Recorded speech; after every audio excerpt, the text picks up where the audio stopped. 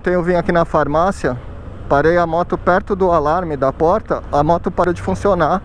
Eu não descobria de jeito nenhum o que estava acontecendo. Vou tentar fazer de novo e mostrar ao vivo, porque se falar ninguém acredita. Quer ver, ó? Vou colocar ela aqui perto do alarme. Vamos ver se ela apaga. Eu tinha parado ela aqui ontem. Vou fazer um teste. Vamos colocar ela perto do alarme e ver se ela desliga. Ó, vou desligar ela. Ó, pera aí, vamos ver. Ó lá, não liga mais. Opa. Tá vendo? A moto não tá ligando, ó. Trava o dial. Eu tô com o controle ligado, se liga. Ó, o controle tá ligado. Tá vendo a luzinha verde aqui? Tá ligado o controle, eu vou desligar o controle. Ó, tudo não acende, não liga, não faz nada, a moto não responde. Isso aqui é o alarme da farmácia. Se liga, eu vou ligar o controle. Agora eu vou afastar a moto pra longe do alarme.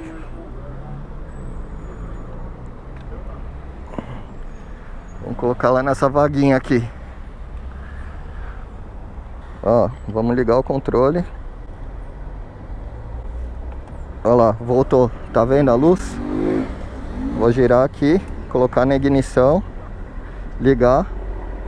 Olha lá, o painel deu sinal. A moto tá funcionando. Vendo? Deixar essa dica aí pra vocês, que aconteceu isso daí ontem comigo. Eu quase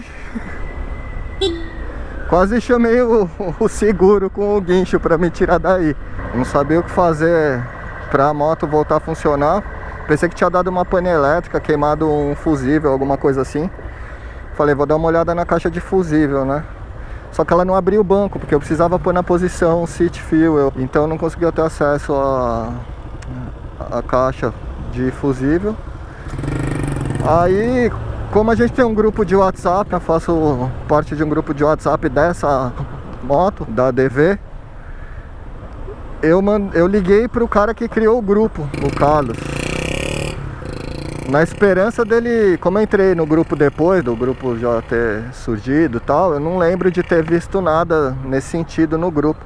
Falei, meu, vou ligar pra ele, vai que ele tem alguma, que alguém já passou por isso e ele tem alguma solução, sei lá. Liguei pra ele, ele atendeu, eu dei muita sorte, porque isso já tinha acontecido exatamente com ele. Aí eu falei, cara, tô com um problema aqui, parei na farmácia pra comprar um negócio, agora a moto não quer ligar de jeito nenhum, apagou, o controle não funciona, a ignição não funciona.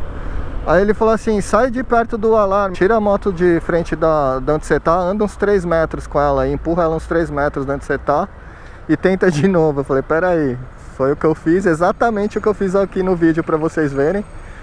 Eu fiz isso, a moto pegou. Falei, puta, então tem interferência, né? Ela sofre interferências de outros aparelhos. Aí eu tava conversando com ele, a gente viu que no manual da moto tem a informação de que ela trabalha com ondas curtas de rádio e que isso, o controle, né, também fica buscando a moto, é uma chave de presença, e que ele pode dar interferências em marca-passo.